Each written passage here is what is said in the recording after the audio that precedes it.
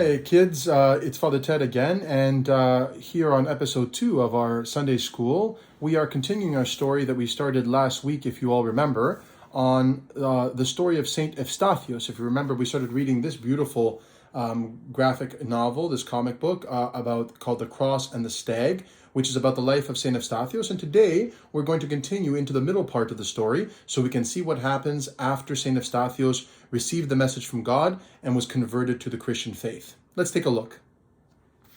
Soon after receiving the message from God, Efstathius began to feel the attack of misfortune. The plague swept over the land and killed his servants, and his livestock, his animals, and all his crops withered and died. My husband, we must leave this place. In a matter of months our cattle have died, and those who have served us for years have perished in this dreadful plague. I have heard there are boats in Egypt, and we could sail for Jerusalem. You are right, my love, said Efstathius. Losing everything, we now know humility like never before, but we must focus on the good even through misfortune.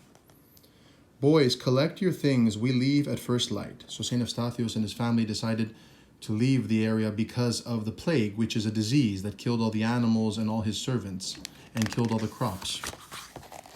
So they go to the ship. St. Efstathius looks at the ship with his family. And the people running the ship say, "So you're the family I'm told will accompany me to Jerusalem, eh? I was told you were the only ship going in that direction. Have you coin? Have you money?" he asks. St. Efstathius says, "Yes, we do. That's all I need to know. Hurry aboard. We're shoving off right now." The next day, the pirate says, I couldn't help but notice you brought something else on board that looks to be much more precious than your coin. Yes, this is my wife, Theopisti. Yes, very pretty, in fact. She looks like she could be my next wife. Efstathius says, "Sir, I urge you to conduct yourself with respect." And he says, "I urge you to keep a close eye on your children." Agapios! And they threw his children over the board into the water. And Efstathius fought them. But they threw his second son. "Theopistos, no," St. Efstathius says. And then they forced St. Efstathius off the ship as well. As you can see, he fell into the water.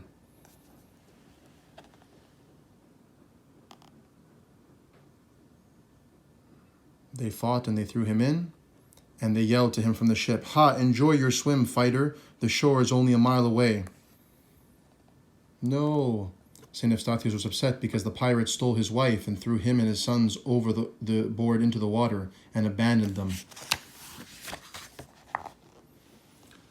And there they stand looking as the ship goes away. "Boys, we must be brave and carry on. Lord, give us the strength to do your will. Guide us and be with your handmaiden Theopisti." So he prayed to God to give him strength in his family and also to be with his wife, to protect her. And they went out into the wilderness together. In that evening they made a fire. "My sons, we have seen many blessings but also many misfortunes, and you both are at the age where you will need to deal with things that are difficult to bear. Hardships come to all. It's like a daunting river we all must cross, and you can let it sweep you away or wash you clean." "What if I'm afraid?" said his son. "Fear can be a tool. Put it to good use, and it can sharpen your senses. And remember, what makes you a man is what you do when you meet that river. Will you choose to let it drown you, or will you learn from it, conquer it, and help others to cross it too?" So he's teaching his sons about the difficulties of life. "Now get some sleep. I do not know what tomorrow will hold. We must continue on the path God has set before us with courage." And evening fell. The next day, "The river, my boys, this river is much too deep and strong. I will carry you separately." So he decides to carry his sons over the river. He takes the first one, and he takes him to the other side, and he says, "Now listen, I need to go back to get your brother. Stay right here, I'll be back." And as he goes, a lion jumps out and drags his son away. "Father! No! No, my boy, my boy!" And while he was in the water, he sees on the other shore another wolf came to get his other son. "Papa!" So St. Efstathius is stuck in the middle of the river, and on both sides one son was taken away by a lion and the other one by a wolf. And then he got hit in the head with a log, and he was unconscious and washed up upon the shore. And then this old man found him. "Well met, young driftwood. What are you doing here?" says the man to St. Efstathius. "Enduring trials and seeking humility. You may have found humility by the looks of you. The devil is trying to make me lose faith in my God," says St. Efstathius. "I have lost my wife, my sons, and my land, and my station, my position in the army. But why suffer needlessly," says the old man. "What have you to lose by giving up your God?" And he says, "Everything."